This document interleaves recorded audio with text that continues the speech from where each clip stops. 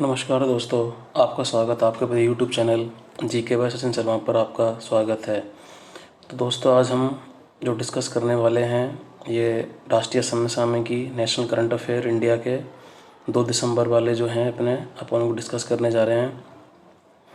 तो एक एक करके सारे हम जो भी जितने भी क्वेश्चन हैं 7, 8, 10 जो भी क्वेश्चन हैं सबको डिस्कस करने वाले हैं। तो देखिए दोस्तों, पहला क्वेश्चन, वाणिज्य और उद्योग मंत्रालय ने 5 साल के लिए जो अपनी निवेश प्रोत्साहन योजना है उसको जारी रखने की मंजूरी दी है। पहली बात तो आपको पता होना चाहिए कि निवेश प्रोत्साहन योजना क्यों शुरुआत की गई और कब शुरुआत की गई। तो इस योजना को शुरुआत करा था जो अपनी भारत सरकार है। भारत सरकार ने प्रत्यक्ष विदेशी निवेश को बढ़ावा देने के हेतु 11 नवंबर 2008 को इस योजना की शुरुआत करी। और जो भी बात कही गई है कि 5 साल के लिए इसको बढ़ाया जा रहा है, तो वो 2021-22 से 2025-26 तक इसको बढ़ाया जा रहा है। तो दोस्तों, इसके साथ आपको एक बात और समझनी चाहिए, याद रखनी चाहिए। जो इसको निवेश प्रोत्साहन योजना को जो एजेंसी कार्यान्वयन कर रही है, ये चला रही है, वो है DPIIT। इसका फुल फॉर्म होता है department for promotion of industry and internal trade. जो ये DPIIT है, इसकी स्थापना 1995 में की गई थी। दोस्तों, आपको मैं फिर अब एक वाणिज्य उद्योग मंत्रालय के बारे में कुछ चीज़ें बताता हूँ। जो अपने वाणिज्य उद्योग मंत्रालय के जो केंद्रीय मंत्री हैं अपने, वो हैं पीयूष गोयल, और जो राज्य मंत्री हैं हमारे वो 2 हैं, अनुप्रिया सिंह पटेल और सोम प्रकाश। दोस्तों, अब हम दूसरा क्वेश्चन देखने वाले हैं।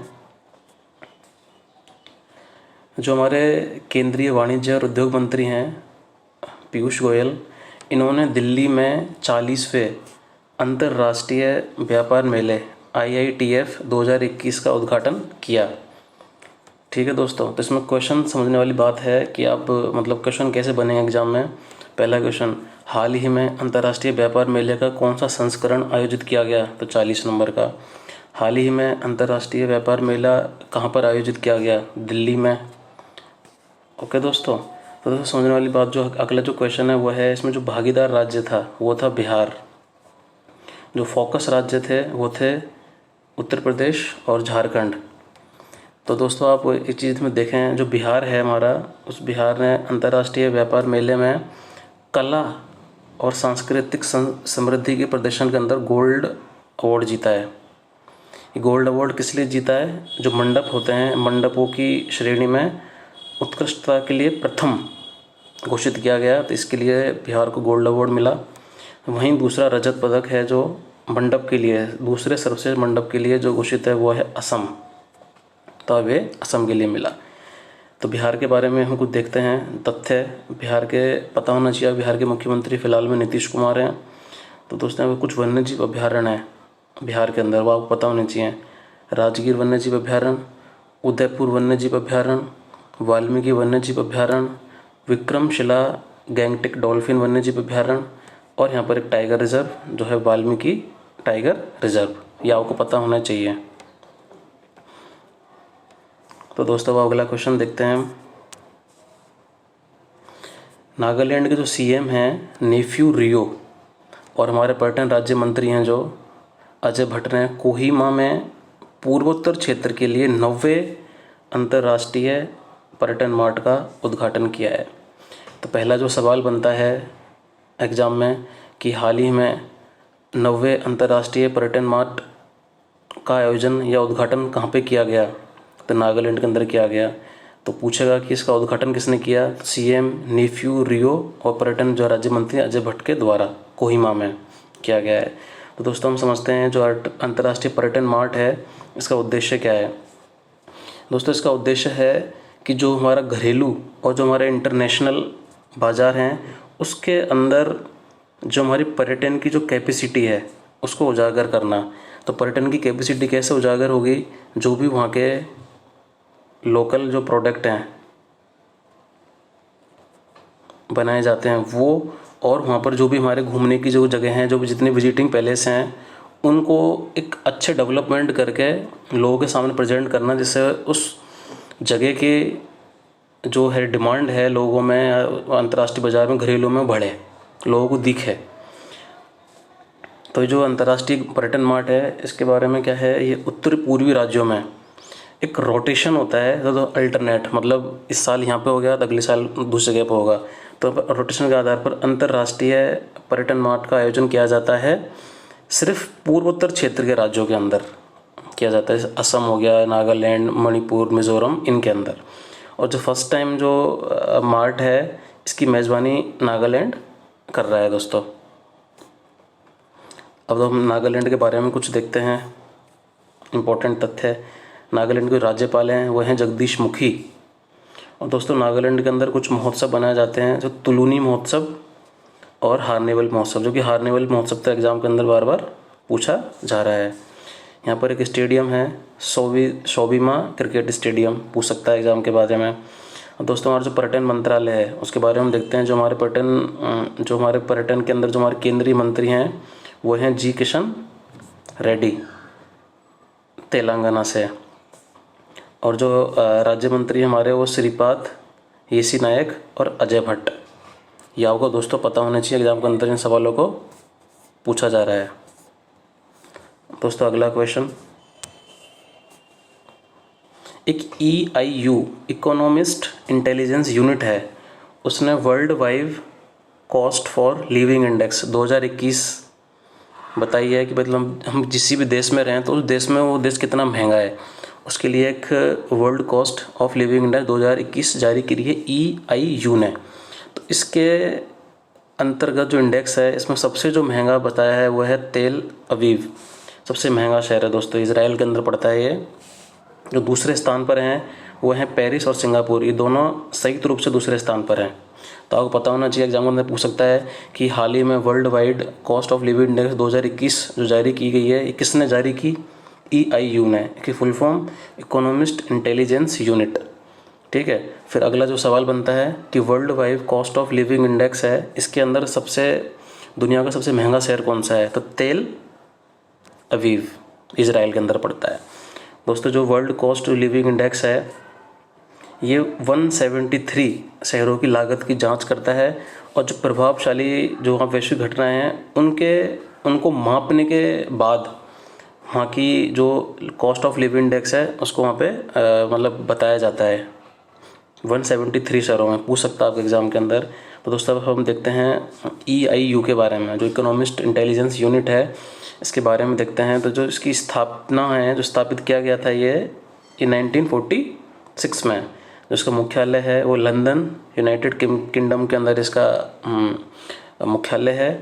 जो यहाँ के वैश्विक मुख्य अर्थशास्त्री और प्रबंध निदेशक हैं जो हमारे एशिया के, वो हैं साइमन बैप्टिस्ट।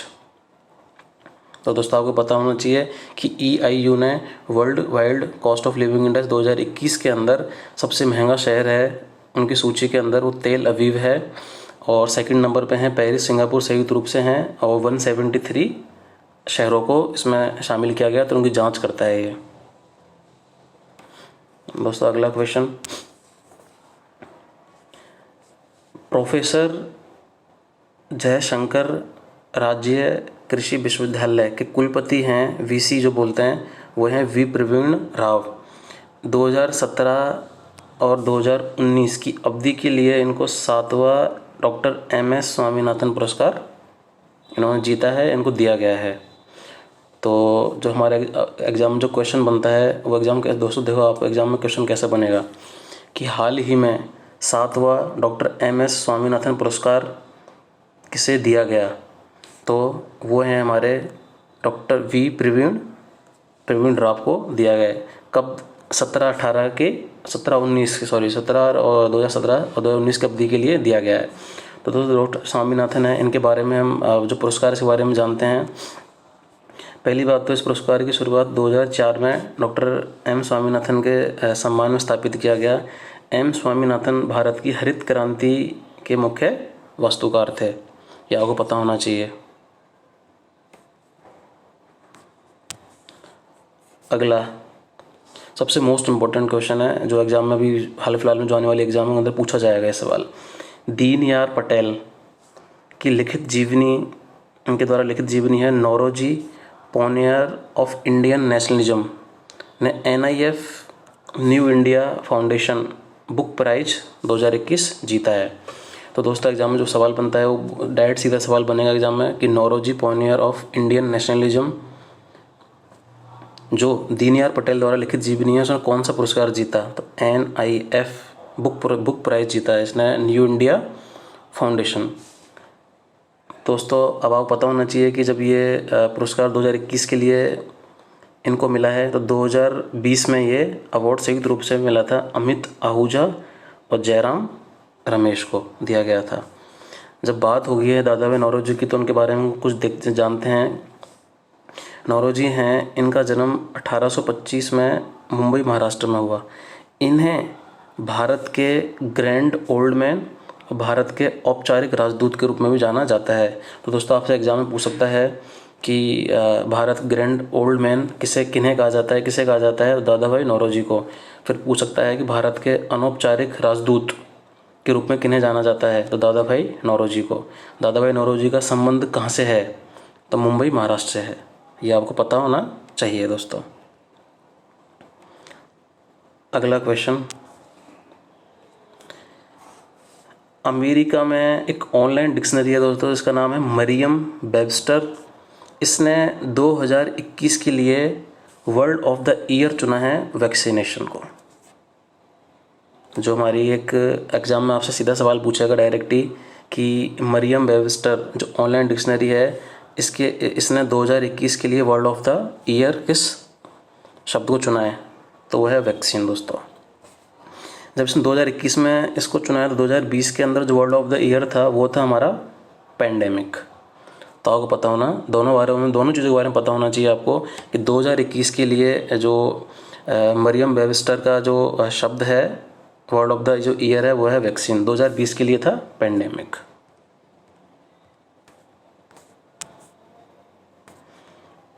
अगला क्वेश्चन, जो हमारे संजय दत्त हैं इनको अरुणाचल प्रदेश के 50वें समारोह के लिए ब्रांड एम्बेसडर चुना गया है संजय दत्त को। तो एग्जाम में सीधा सवाल पूछेगा कि हाल ही में अरुणाचल प्रदेश के 50वें समारोह के लिए किन्हें ब्रांड एम्बेसडर के रूप में चुना गया, तो उसका आंसर होगा संजय दत्त। अब हम देखते हैं अरुणाचल प्रदेश के बारे में कुछ महत्वपूर्ण तथ्य। दोस्तों अरुणाचल प्रदेश के राज्यपाल हैं वो हैं BD मिश्रा, और यहाँ पर वन्यजीव अभ्यारण्य है महो वन्यजीव अभ्यारण्य, योडी रोबे सूपसे, और यहाँ पर कुछ हवाई अड्डे हैं अलोंग हवाई अड्डा और दापो रिजो हवाई अड्डा।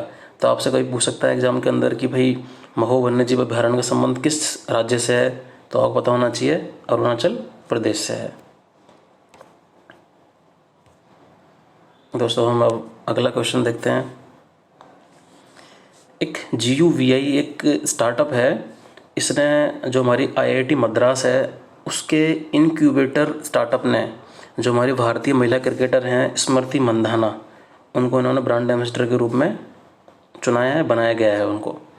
तो आपसे एग्जाम में सवाल पूछेगा कि IIT मद्रास के इनक्यूबेटर स्टार्टअप ने किस भारतीय महिला क्रिकेटर को ब्रांड एम्बेसडर के रूप में चुना है, तो स्मृति मंधाना। तो स्मृति मंधाना के बारे में हम कुछ देखते हैं कि एक तो ये सबसे बड़ी बात क्रिकेटर हैं, तो आपको पता होना चाहिए।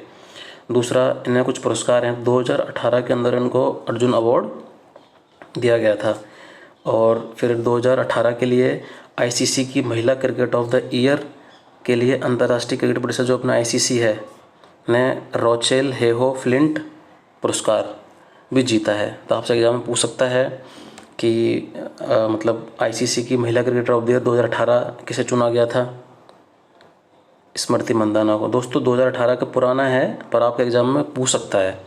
दूसरा कि ICC के तहत जब इनको मतलब ये जो अवार्ड दिया गया था तो वो था रोचेल हेहो फ्लिंट अवार्ड दिया गया था। दोस्तों अगला क्वेश्चन है, प्रसिद्ध तेलुगु एक फिल्म गीतकार हैं और उन्हें पद्मश्री भी मिला हुआ है, वो हैं श्री वेनेला चेम्बोलू सीताराम शास्त्री। इनके 66 वर्ष की उम्र में हैदराबाद तेलंगाना के अंदर इनका अभी निधन हुआ है। तो आपको पता होना चाहिए, एग्जाम के अंदर पूछ सकता है कि श्री वेनेला चेम्बालू सीताराम शास्त्री का संबंध भारत के किस राज्य से था? तो आपको हैदराबाद तेलंगाना से। ठीक है, और ये क्या मतलब ये किस फील्ड से संबंधित हैं? तो ये एक तेलुगु फिल्म के गीतकार हैं दोस्तों। अगला जो क्वेश्चन है वो है, विश्व जो एड्स दिवस है, विश्व एड्स दिवस है, एक्वायर्ड इम्यूनोडिफिशियेंसी सिंड्रोम है। ये जो विश्व एड्स दिवस है ये प्रतिवर्ष 1 दिसंबर को मनाया जाता है। इसलिए मनाया जाता है कि जिससे HIV के बारे बीमारी के बारे में, HIV के बारे में जागरूकता लोगों में फैलाई जा सके। सबसे बड़ी बात, HIV एक वायरस है। ये जो हमारी जो वाइट ब्लड जो सेल हैं, कोशिकाएं, उन पर यह हमला करता है। और दोस्तों विश्व जो एड्स दिवस है, इसकी जो थीम है वो है ending the HIV epidemic, equitable access, everyone's voice. ये आपको विषय बारे में पता होना चाहिए, आपसे एग्जाम में पूछ सकता है सीधा सवाल कि HIV जो हाल ही में विश्व एड्स दिवस मनाया गया 1 दिसंबर को, उसका विषय क्या था? तो आपको ये पता होना चाहिए, एग्जाम की दृष्टि से बहुत इंपॉर्टेंट क्वेश्चन है दोस्तों। अगला सवाल, हाल ही में 57वां सीमा सुरक्षा बल स्थापना दिवस, जो BSF है, उसने अपना 57वां स्थापना दिवस मनाया है 1 दिसंबर 2021 को। आपके एग्जाम में सीधा सवाल आएगा, हाल ही में सीमा सुरक्षा बल के द्वारा कौन सा स्थापना दिवस मनाया गया? तो 57वां स्थापना दिवस मनाया गया। सीमा सुरक्षा बल स्थापना दिवस कब मनाया जाता है? तो 1 दिसंबर को मनाया जाता है। जो हमारा BSF है, ये पाकिस्तान के साथ अंतर्राष्ट्रीय सीमा को सुरक्षित करने के लिए एक सशस्त्र और प्रशिक्षित हमारा एक सशस्त्र बल है, सीमा सुरक्षा बल है हमारा, जो भारत और पाकिस्तान की जो बॉर्डर है उसको ये मतलब सुरक्षा करता है वहाँ की। अब जो हमारा BSF है उसके बारे में हम देखते हैं। सबसे मोस्ट इम्पोर्टेंट सवाल, यहाँ के जो महानिदेशक हैं अभी वो हैं पंकज कुमार सिंह। BSF का मुख्यालय है नई दिल्ली, दिल्ली के अंदर हमारा मुख्यालय है। अगला क्वेश्चन, डसॉल्ट सिस्टम है जिसने राफेल बनाया था हमारा, ये फ्रांस की एक कंपनी है। ये फ्रांस की एक कंपनी तमिलनाडु के अंदर 3D एक्सपीरियंस लैब स्थापित कर रही है, जिसने डसॉल्ट ने इस 3D एक्सपीरियंस लैब को स्थापित करने के लिए टिडको औद्योगिक विकास निगम, जो हमारे तमिलनाडु का जो औद्योगिक विकास निगम है, उसके साथ इन्होंने MOU पर हस्ताक्षर किए हैं। तो आपसे एग्जाम पूछा जाने वाला सवाल है, हाल ही में डसॉल्ट सिस्टम ने तमिलनाडु में 3D एक्सपीरियंस लैब कहाँ पर स्थापित करने की बात की है और किसके सहयोग से, किसके साथ में इन्होंने सहयोग कराया, MOU कराया? तो टिडको के साथ में, जो तमिलनाडु औद्योगिक विकास निगम है, इसके साथ में। अगला क्वेश्चन है, हरियाणा के जो नए चीफ सेक्रेटरी, मुख्य सचिव बनाए गए हैं वो हैं संजीव कौशल। बहुत मोस्ट इम्पोर्टेंट सवाल। हरियाणा के बारे में कुछ चीज़ें देखते हैं हम। हरियाणा के राज्यपाल हैं बंडारू दत्तात्रेय, और राजधानी है हमारी चंडीगढ़। अब इसके अंदर कुछ स्टेडियम हैं जो आपसे एग्जाम पूछ सकता है कभी भी कि भाई नाहर सिंह स्टेडियम, पहले मोरू स्टेडियम के नाम से जाना जाता था, तो एग्जाम पूछ सकता है कि नाहर सिंह स्टेडियम का संबंध किस राज्य से है? हरियाणा से। नेहरू स्टेडियम, जो पहले द्रोणाचार्य स्टेडियम था, इसका संबंध कहाँ से है? तो इसका संबंध भी हरियाणा से है। दोस्तों, आपको हमारी विधि करंट अफेयर की सीरीज़ है ये रेगुलर चलेगी। आपको यदि पसंद आती है तो आप हमारे जो यूट्यूब चैनल है GKY सचिन शर्मा,